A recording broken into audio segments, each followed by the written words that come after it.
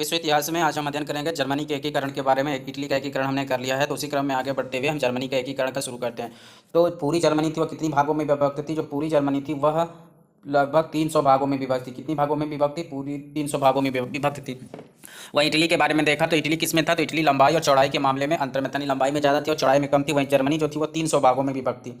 Italy की तरह Germany का भी राष्ट्रीय एकता की भावना किसने जागरूक की थी? तो नेपोलियन बोनापार्ट ने किया था। यानी कि इटली के एकीकरण में भी जो राष्ट्रीयता की जागरण किसने किया था? तो नेपोलियन ने किया था। वैसे ही जर्मनी के राष्ट्रीयता की भावना भी जागृत करने का काम किसने किया था? तो नेपोलियन ने किया था। जिस प्रकार इटली के एकीकरण में पिडमांट का नेतृत्व था, यानी इटली के एकीकरण में कौन से क्षेत्र का नेतृत्व था? तो पिडमांट ने नेतृत्व किया था। उसी प्रकार जर्मनी के एकीकरण में कौन सा क्षेत्र जो था एकीकरण का नेतृत्व किया था? तो वह प्रसा राज्य था। यानी जर्मनी के बात करें तो जर्मनी में प्रसा राज्य जो था वो एकीकरण का नेतृत्व किया था, वहीं इटली में पिडमांट ने नेतृत्व किया था। जिस प्रकार पिडमांट में काउंट काबूर ने नेतृत्व किया था, उसी प्रकार प्रसा में बिस्मार्क की भूमिका महत्वपूर्ण थी। ठीक, नेपोलियन के पतन के बाद किसके आधार पे जर्मनी एकीकरण का विरोध किया गया? तो नेपोलियन के पतन के बाद जो वियना कांग्रेस का सम्मेलन किया गया था, किसका सम्मेलन किया गया था? नेपोलियन के पतन के बाद वियना कांग्रेस का सम्मेलन किया गया था। उसी के आधार पे जर्मन एकीकरण का जो सिद्धांत लागू किया गया था उसका विरोध किया गया था। किसके द्वारा विरोध किया गया था? तो वियना कांग्रेस के द्वारा विरोध किया गया था। विरोध करते हुए क्या कहा गया था? तो वियना कांग्रेस के द्वारा विरोध करते हुए राइन संघ को, यानी राइन संघ की जो स्थापना की गई थी, एक शक्तिहीन जर्मन परिसंघ के रूप में ऑस्ट्रिया के नियंत्रण में रखा गया। यानी कि राइन संघ की जो स्थापना की गई थी उसको शक्तिहीन जर्मन परिसंघ बताया गया था। क्या बताया गया था? शक्तिहीन जर्मन परिसंघ के रूप में किसके नियंत्रण में रखा गया था? तो ऑस्ट्रिया के नियंत्रण में रखा गया। कब? वियना कांग्रेस के सम्मेलन में। ऑस्ट्रिया को क्या बनाया गया? तो जर्मन परिसंघ जो था उसको ऑस्ट्रिया को इसका अध्यक्ष बनाया गया और प्रसा को इसका उपाध्यक्ष बनाया गया। ठीक है, कब? वियना कांग्रेस का जो अधिवेशन हुआ था उसमें। जर्मन डायट को एक समझौता करने वाली संस्था माना गया। जर्मन डायट को क्या माना गया? तो जर्मन डायट को एक समझौता करने वाली संस्था माना गया। सामान्यतः जर्मनी को 3 भागों में विभाजित किया, यानी कि जर्मनी जो 300 भागों में विभक्त था उसको कितने भागों में विभाजित किया गया? तो 3 भागों में विभाजित किया गया। किसमें? उत्तरी भाग में। किसमें विभाजित किया गया? एक उत्तरी भाग में। उत्तरी भाग में किसको रखा गया? तो उत्तरी भाग में प्रसा सबसे शक्तिशाली था। सबसे शक्तिशाली किसमें था? तो उत्तरी भाग में प्रसा जो था वो सबसे शक्तिशाली था। प्रसा के अलावा अन्य राज्य इसमें कौन थे? तो अन्य राज्य इसमें थे सैक्सनी थे, हनोवर थे, फ्रैंकफर्ट थे, आदि राज्य उत्तरी भाग में शामिल थे। ठीक, मध्य जर्मनी में कौन कौन से? तो मध्य जर्मनी का महत्वपूर्ण लैंड था राइनलैंड। मध्य जर्मनी का महत्वपूर्ण लैंड क्या था? राइनलैंड था। और जर्मनी का जो दक्षिणी भाग था उसमें कौन था? तो जर्मनी का जो दक्षिणी भाग था उसमें बुटेनबर्ग था, बवेरिया था, बादेन था, पैलिटेनेंट था, हेस डरमेंट स्टार्ट, ये सब शामिल थे। तो इस तरह से जर्मनी को 3 भागों में बांटा गया। तो उत्तरी भाग में किसकी शक्तिशाली थी? तो प्रसा जो सबसे शक्तिशाली था उत्तरी भाग में था। प्रसा के अलावा उत्तरी भाग में सैक्सनी था, हनोवर था, फ्रैंकफर्ट था, ये थे।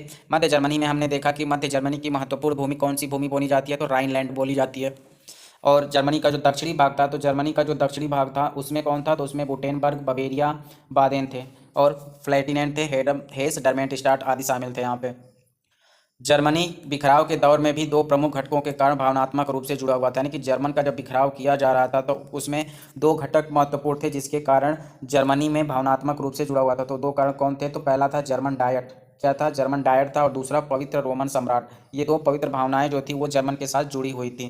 ठीक, पवित्र रोमन साम्राज्य की समाप्ति कब हुई थी? तो पवित्र रोमन साम्राज्य की समाप्ति 1806 में हुई थी। कब हुई थी पवित्र रोमन साम्राज्य की समाप्ति? तो 1806 में हुई थी।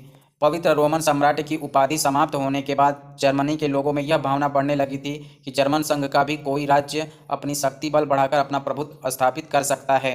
ठीक है, तो यह भावना उनमें परिलक्षित हुई। तो पवित्र रोमन साम्राज्य की समाप्ति कब हुई थी? 1806 में। तो जब यह समाप्ति हुई तभी जर्मन के लोगों के मन में यह भावना आई कि कोई भी एक जर्मन संघ बनाकर अपनी शक्ति बढ़ा सकता है। जर्मनी में एकीकरण के विरोधी अनेक थे। यानी कि जर्मन का जो एकीकरण किया जाता था इसमें विरोधी कौन कौन थे? इसका विरोध करने वाले तो इसमें कौन थे? पहला था जर्मनी में बाह्य शक्तियों का हस्तक्षेप था। जर्मनी में जो था वो बाह्य शक्तियों का हस्तक्षेप था, इसलिए इनका विरोध किया जाता। और जर्मनी के ऊपर किसका सशक्त प्रभाव था? तो जर्मनी के ऊपर ऑस्ट्रिया का सशक्त प्रभाव था। जर्मनी की जनता में सामाजिक, धार्मिक, राजनीतिक और आर्थिक विषमताएं विद्यमान थी, इसलिए यह लोग एकत्रित नहीं हो पा रहे थे। जहां उत्तरी जर्मनी में कौन सा था? तो उत्तरी जर्मनी में प्रोटेस्टेंट धर्म को मानती थी, वहीं दक्षिण जर्मनी जो थी वह कैथोलिक धर्म को मानती थी। यानी कि उत्तरी जर्मनी जो थी किस धर्म को स्वीकार करती थी? तो प्रोटेस्टेंट धर्म को स्वीकार करती थी। वहीं दक्षिण जर्मनी जो थी वह किसको स्वीकार करती थी? तो कैथोलिक धर्म को स्वीकार करती थी। जर्मनी की साधारण जनता बौद्धिक जागृत से भिन्न थी, बौद्धिक जागरूकता से भिन्न थी। जर्मनी में कुछ उदारवादी चिंतक या विचारक जर्मन लोगों में राष्ट्रवादी भावना बढ़ाने में महत्वपूर्ण योगदान निभाया गया। उस दौर में राष्ट्रवादी भावना बढ़ाना जर्मन आंदोलन का पर्याय बन गया था। जर्मन विचारक कौन कौन से थे? तो जर्मन विचारक स्टीन, हॉर्डेबर्ग, शॉर्नहॉर्स्ट और हम्बोल्ट थे। हमबोल्ट क्या थे? हमबोल्ट प्रसा में शिक्षा मंत्री थे। हमबोल्ट क्या थे? प्रसा में शिक्षा मंत्री थे और व्यक्तिगत स्वतंत्रता का पक्षधर था। व्यक्तिगत स्वतंत्रता का पक्षधर कौन था? हमबोल्ट था और वह प्रसा में शिक्षा मंत्री थे। जलबरीन का समझौता क्या कहलाता है? तो जलबरीन का जो समझौता हुआ था, इस समझौते के तहत जर्मनी के अंदर निःशुल्क वाणिज्य नीति का सिद्धांत लागू था। यानी जलबरीन का समझौता के अंतर्गत क्या किया गया था कि इस समझौते के अंतर्गत जर्मनी के अंदर निःशुल्क वाणिज्य नीति का सिद्धांत लागू किया गया था। यानी कि निःशुल्क वहाँ पे वाणिज्य की जाएगी या व्यापार किया जाएगा। कहाँ पे? जर्मनी में। जलवेराइन संघ के समझौता कब हुआ था? तो जलवेराइन संघ 1834 में आया था और इसमें निःशुल्क वाणिज्य नीति के सिद्धांत को लागू किया गया था। प्रसा ने 1819 में पहली बार स्वाजवर्ग यानी सुंदर शासन छोटे राज्य से सीमा शुल्क संबंधी संघी करके 12 राज्यों में जालवरीन या सीमा शुल्क संघी का प्रारंभ करने का प्रयास किया गया था। कब किया गया था? तो इसको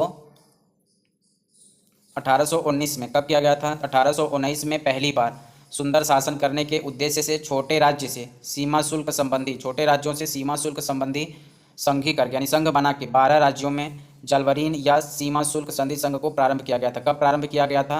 तो यह प्रारंभ किया गया था 1819 में। और इसको समाप्त कब किया गया था? तो जलवरीन संघ को समाप्त किया गया था 1836 में। जलवरीन का समझौता किया गया था। लगभग 1834 तक सभी महत्वपूर्ण राज्य इससे जुड़ते चले गए। प्रसिद्ध विचारक केटलवी ने कहा था कि प्रसा के नेतृत्व में जर्मनी के एकीकरण का मार्ग प्रशस्त हो गया। यहाँ पे देखेंगे कि ये जो है जलबरीन समझौता हुआ था। जलबरीन संघ का समझौता कब किया गया था? 1834। शुरुआत में 1819 में पहली बार स्वाजवर्ग सुंदर शासन छोटे राज्यों से सीमा शुल्क संबंधी संधि करके 12 राज्यों में जालवरीन या सीमा शुल्क संधि को प्रारंभ किया गया था। लगभग 1834 तक सभी राज्य महत्वपूर्ण से जुड़ते चले गए।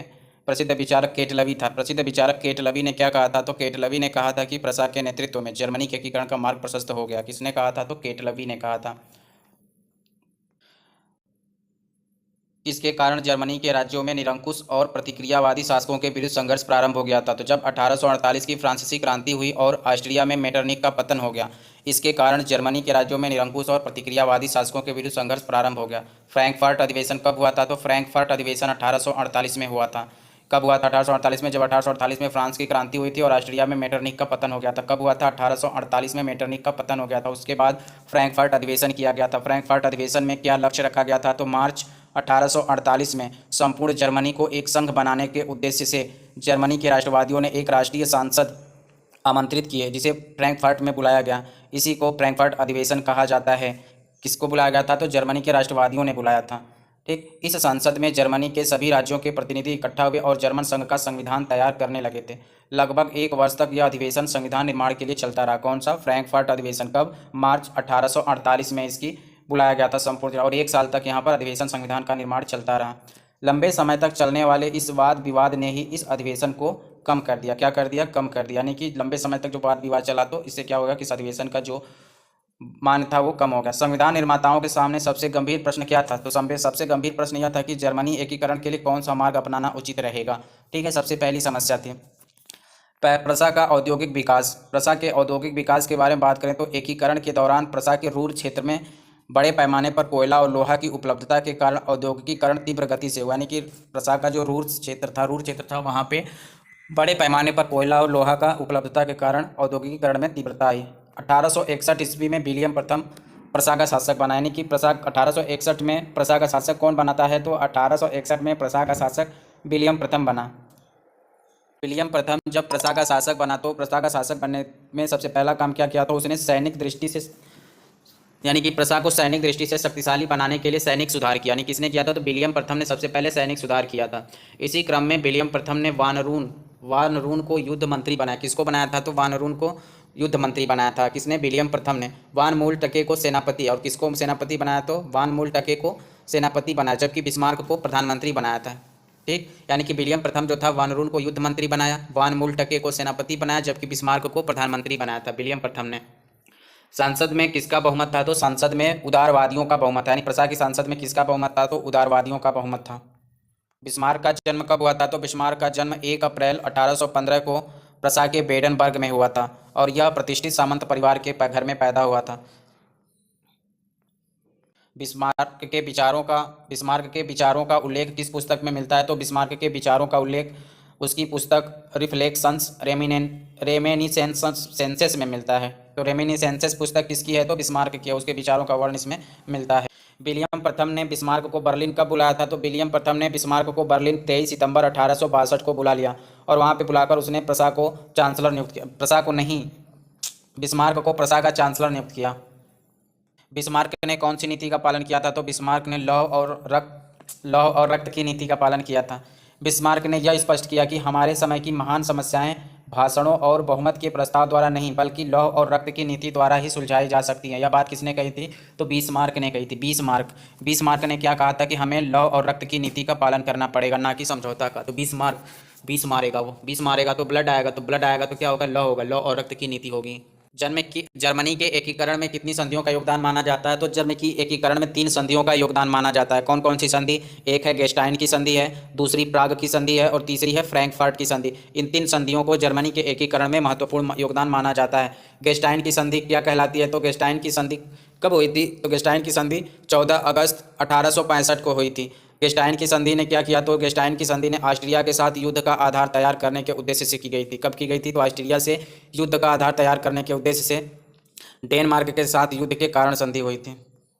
यानी कि गेस्टाइन की संधि कब हुई थी? गेस्टाइन की संधि हुई थी 14 अगस्त 1865 को। गेस्टाइन कब आई? 14 अगस्त को 1865 को हुई थी।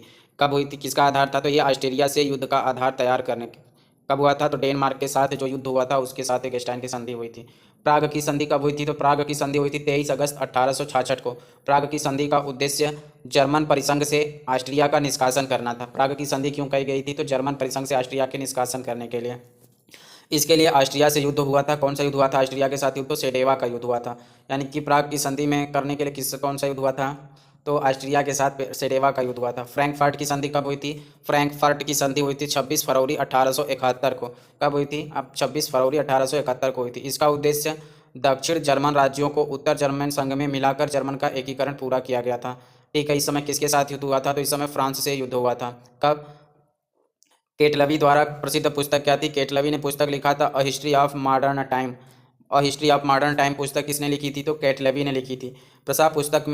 इस पुस्तक में केटलवी ने लिखा है कि प्रसा और फ्रांस के युद्ध ने जर्मनी के यूरोप की मालकिन एवं बिस्मार्क की जर्मनी का मालिक बना दिया।